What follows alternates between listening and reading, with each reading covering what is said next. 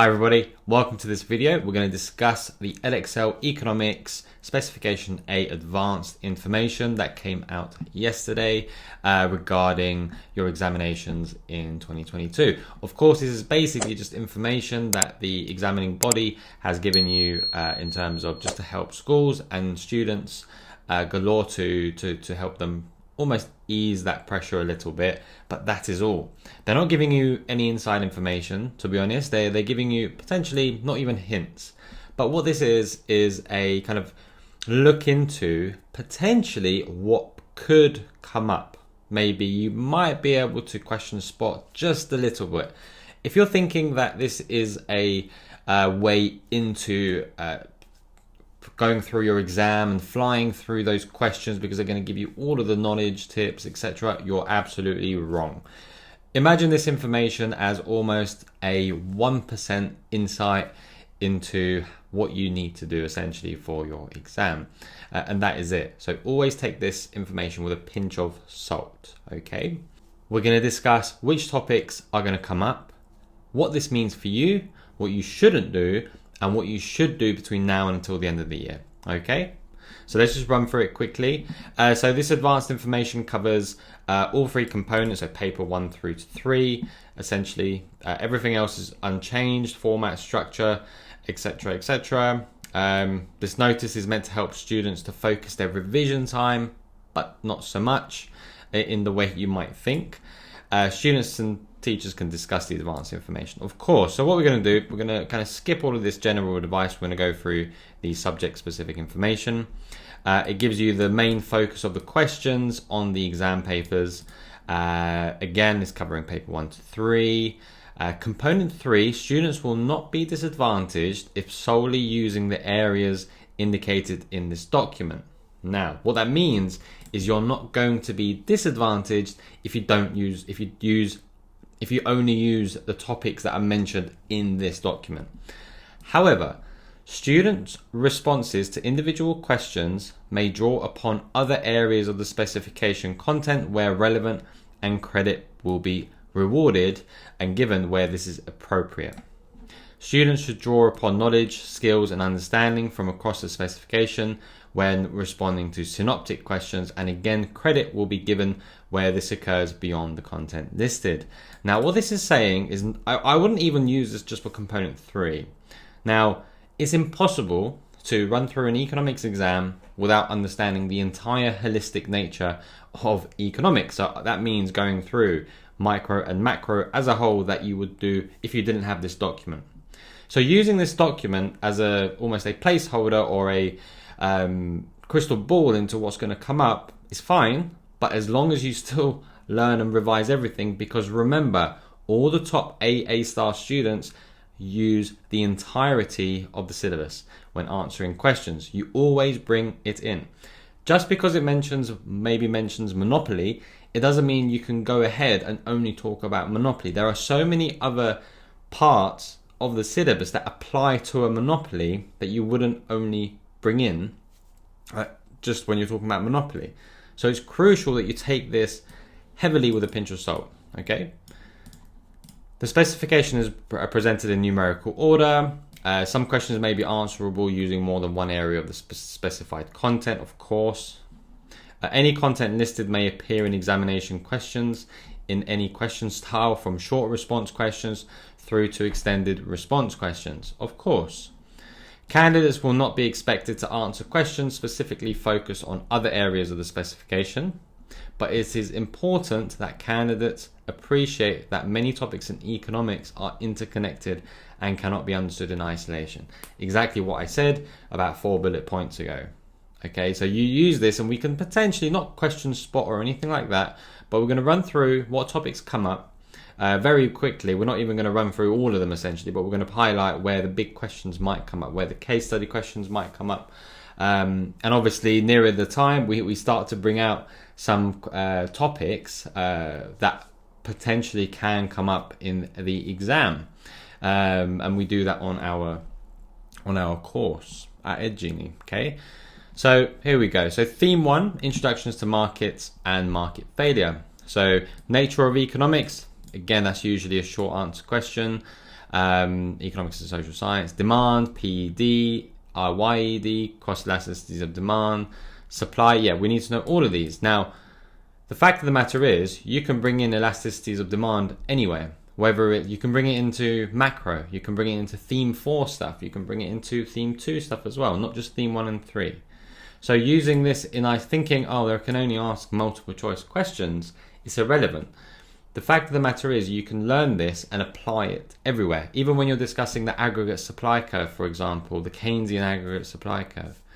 So obviously we've got price determination, which is bringing all of this together, price mechanism as well. This could easily be a 25 marker where they ask about where the free markets are more effective when solving government market failures rather than government intervention. So pricing mechanism in terms of signaling, incentivizing and rationing are quite important here.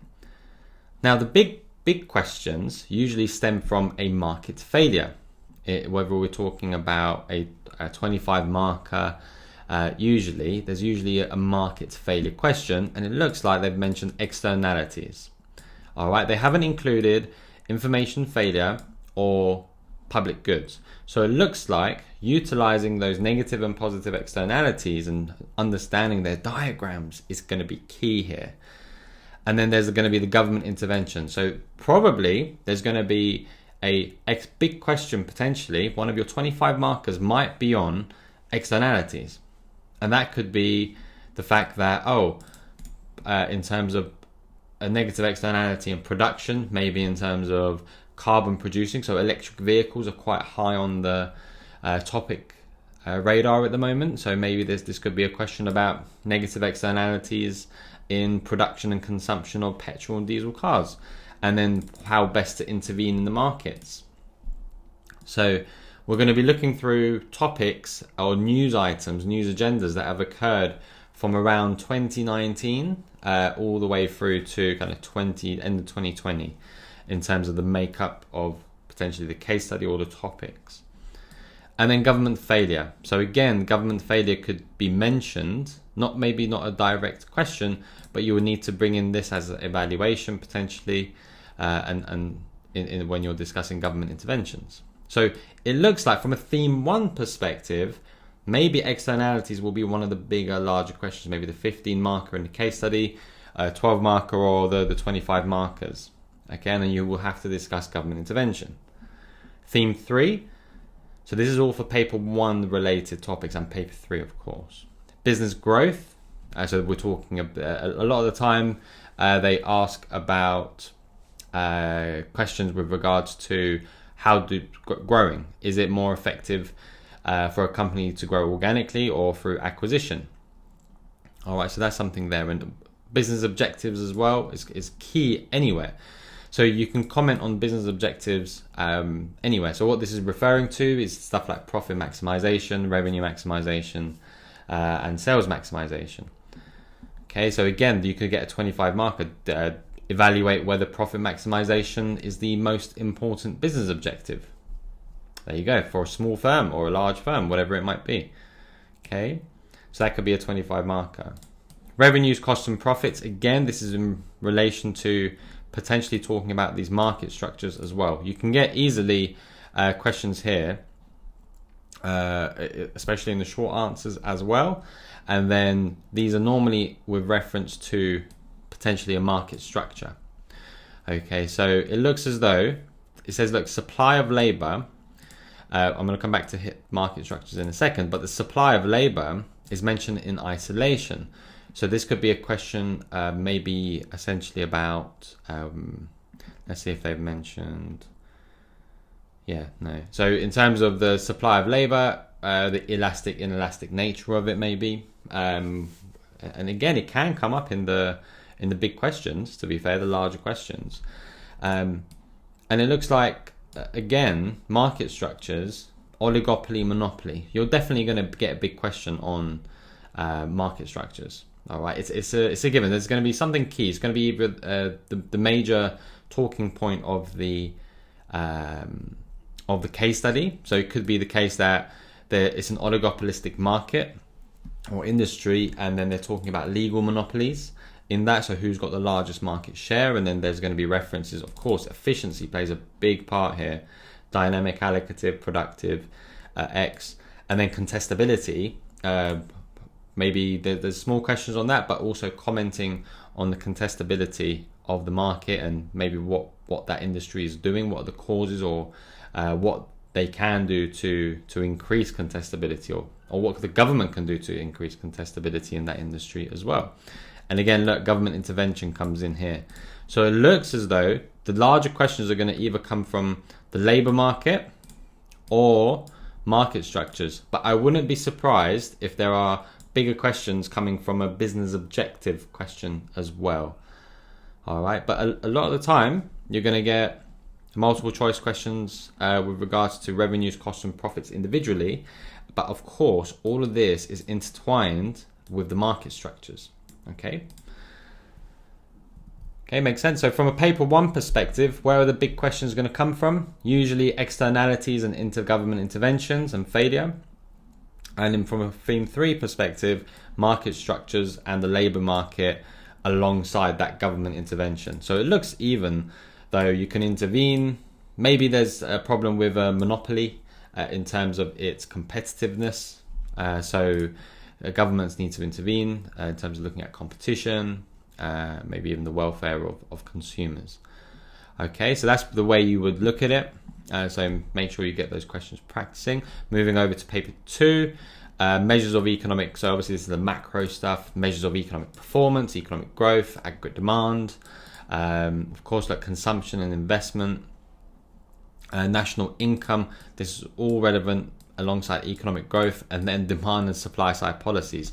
The entire theme 2 is interdependent with each other. Each topic is linked to each other. Okay, so when you're talking about economic growth, consumption and investment plays a big part from an aggregate demand side.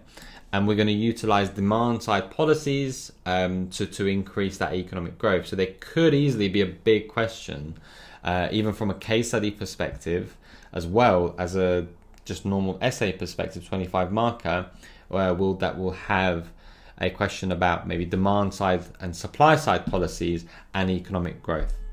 Okay. But it looks as though there's no aggregate supply stuff here. So it could be the case that the big question potentially is to do with demand side policies and supply side policies. So they're not going to ask directly about aggregate supply. That doesn't mean, just because I haven't mentioned it, it doesn't mean that you don't mention it. Okay, this is my point. Throughout the whole course, we go through the elements of what you need to do. Most students will look at this as black and white and go, oh, they haven't mentioned aggregate supply, scrap it. No, it probably plays an even bigger role actually, because you need to mention it in potentially your, if there's a big question on discuss the effectiveness or evaluate the effectiveness of a reduction in corporation tax on investment and its influence on economic growth. Now, it's not like you're not going to mention unemployment, production. It's not like you're not going to mention aggregate supply either, because it's going to boost potentially the number of employees you can get. So you need to mention it. Okay, this is what I mean by take this with a pinch of salt, because it's all interdependent, all of it. There isn't one part of theme 2 that isn't interdependent, depending on the question obviously, but it's all connected, as they said at the beginning of this document. Theme 4, again, look, what have they brought in? It looks like it's going to be a relatively UK focused topic area, exam essentially. Potentially in terms of financial sector, they either, I'm going through this backwards, but from a role of the state in the macroeconomy, taxation, public sector finances, macroeconomic policies in the global context as well. A lot of this stuff you would have seen in theme 2 anyway. Okay, so that's going to be, you're going to bring in that taxation, public sector finances, the way you've learned about kind of demand side policies and what it means for the macroeconomic objectives. Okay, and then it looks as though there's going to be questions on market failure in the financial sector. This is very seldom that they do this, but when they bring in a financial sector, they can ask quite a big question on it. Okay, Potentially, this could be a smaller one as well, so it might discuss stuff like information asymmetry, and so forth as well. But inequality is also included here, so there could be questions on if you want to link it to everything. You can bring in, if you're talking about from a UK tax government intervention perspective, from policies, inequality can be brought in terms of the way in which governments have handled the public sector finances and where that has spent. But then we don't really, there's no indication in theme 2 that that's going to be discussed. So it looks potentially as though that inequality can be brought in with regards to international economics, and that's where I would focus on my attention to in terms of restrictions on free trade, globalization. Hopefully there'll be a big question on globalization. It's nice and easy for that because of the cost, the causes, the benefits from an MEDC, LEDC perspective. It's really good. Okay, if you're going to answer it. I think there was an examiner report where they suggested that there was a big question on financial markets. Only 4% of students answered it, which is crazy to think. So the other question was almost 96% answered. All right, so 96% of candidates answered it.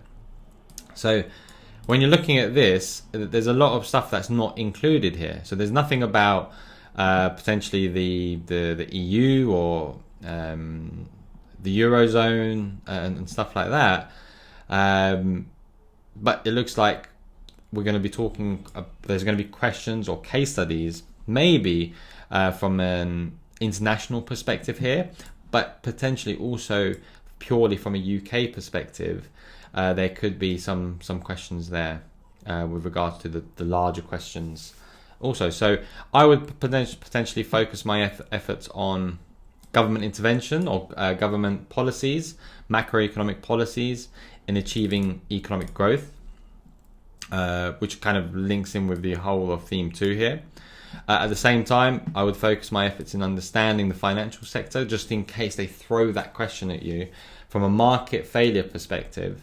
And also there's big questions that can come from either one of these 3 sections, whether it's specialization in trade, where we're talking about patterns, restrictions on free trade, and again there could be a large section on inequality. Again, just because it's mentioned inequality, it doesn't mean you don't bring in poverty, because inequality and poverty, they breed each other, don't they? So this is my point. Just because you're learning, just because it says inequality here, the question might ask, there might be a wording about inequality, but you need to bring in the answers with reference to poverty as well. Okay.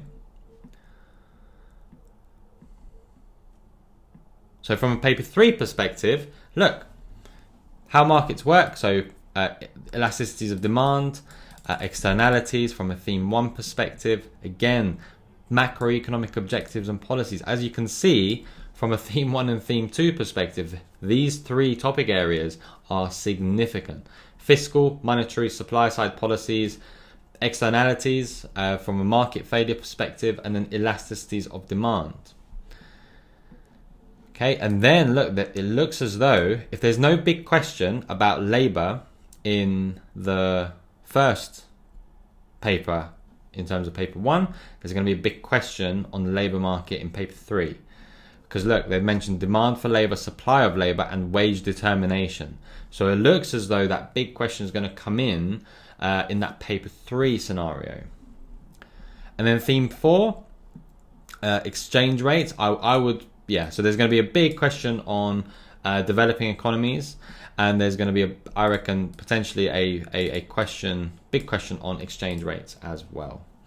All right, so in terms of a theme 4 and theme 2, government policies, again, 100% is going to come up. There's going to be a big question on a macroeconomic policy from a macro perspective. And then there's going to be, it looks as though there's going to be bigger questions on, this is what normally happens. If they don't bring it in one paper, it's normally brought in on the other. So factors and strategies influencing growth and development. Our videos are really good for those 2 sections, for that section there especially. I think we've got about 4, 5 or 6 hours worth of content there. Okay, so make sure you go in deep into these sections, and don't wait till you finish your paper 1 and 2 to go through it. All right, it's key that you do it now. So what does this mean for you? I think I've highlighted a lot of this already, the way I've gone through it. Just because it's come up, just because it's there, and other topics are not there, it doesn't mean that you don't need to learn them or you don't need to understand them in great depth. You do. And the reason being is, again, I've covered this, is economics is interconnected, is interdependent with each topic area. And as you can see, certain topics have come up over and over again. For example, here, only labour market and business growth has come up. But it doesn't mean you don't need to bring in efficiency, for example. It doesn't mean you don't need to bring in a certain element of monopoly versus monopsony for the labour market. It's key that you look at this holistically and look what I did. I started gauging with this document and going, this is where the big questions might come from. So you start not question spotting, but you can almost not presume either, but you can practice elements of your estimates with regards to the topics that have come up here and looking at the past and what areas or topic areas have come up in those bigger questions. What you shouldn't do is rely on this information. Yes, they're examining bodies, they're exam boards, etc. They get things wrong sometimes. You could go into that exam. I've done it before, and I've seen students do it before. I've gone into an exam and gone, wait, I thought this wasn't going to be examined. But really and truly, indirectly, everything's getting examined, whether it's directly or indirectly. Okay, so use that as a premise to understanding what you need to do. Okay, so between now until the exam, make sure what I've discussed with regards to the points I've mentioned, you're hitting the nail on the head, maybe where those big questions are going to come from, especially. So you start practicing those essays. And what you shouldn't do is rely on the information here to omit any other studying that you think you had to do, but now you don't have to do. All right, you still need to go through everything. All right, just be a bit more. Maybe you can kind of fine tune the areas where you might struggle with. Now, and also one of the most important things that you should probably do is, say you're struggling with and you don't have any knowledge about emerging and developing economies. I've just mentioned to you, and this document has mentioned to you and shown you that it's coming up. So you know. So don't delay and learn about it today. All right? Understand it today. Make sure you focus on it and essentially prioritize these topic areas and the topic areas that you're unaware of. All right? Okay, so yeah, if you have any questions, just let us know in the comments or the discussion board. And I'll see you in the next video.